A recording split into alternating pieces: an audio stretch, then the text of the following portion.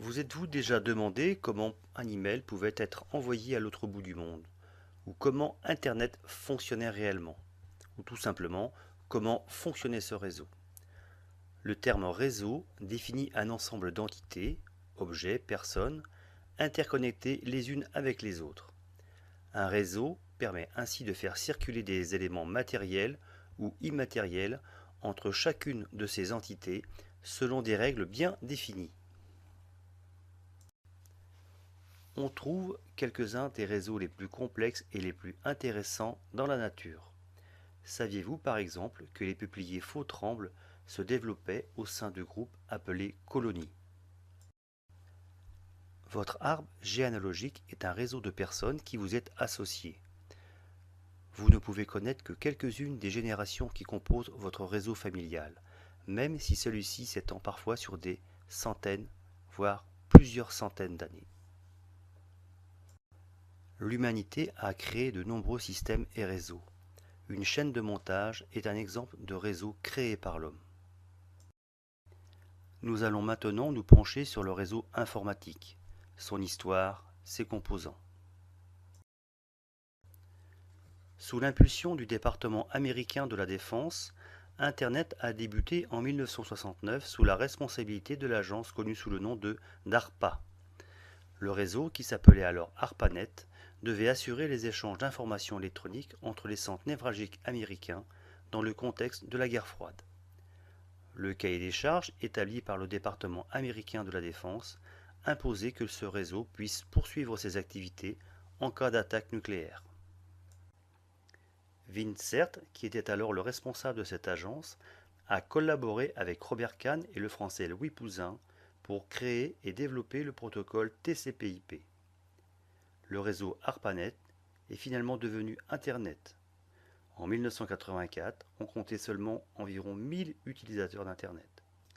Vous pouvez retrouver toutes ces informations sur le site internetsociety.org.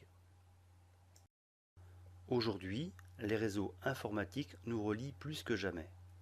Les frontières nationales ou les distances entre les pays sont aujourd'hui moins importantes qu'auparavant. Les événements et les découvertes se propagent à travers le monde en un instant. Les réseaux peuvent être très différents. Ces différences peuvent concerner la taille de la zone couverte, le nombre d'utilisateurs connectés ou bien d'autres choses encore. Le plus simple est le réseau appelé LAN pour Local Area Network. Les réseaux LAN relient des périphériques finaux entre eux dans une zone limitée, comme une maison, une école, un immeuble de bureaux ou un campus. Nous avons aussi le réseau étendu appelé WAN pour Wide Area Network. Les réseaux étendus sont des réseaux qui relient des réseaux locaux sur de grandes distances, par exemple entre des villes, des États, des provinces, des pays ou des continents. Parlons maintenant d'Internet. Diverses universités, entreprises, institutions et autres organisations ont travaillé de concert pour développer Internet. Internet n'appartient pas à une personne ou à un groupe en particulier. Le terme Internet signifie réseau interconnecté.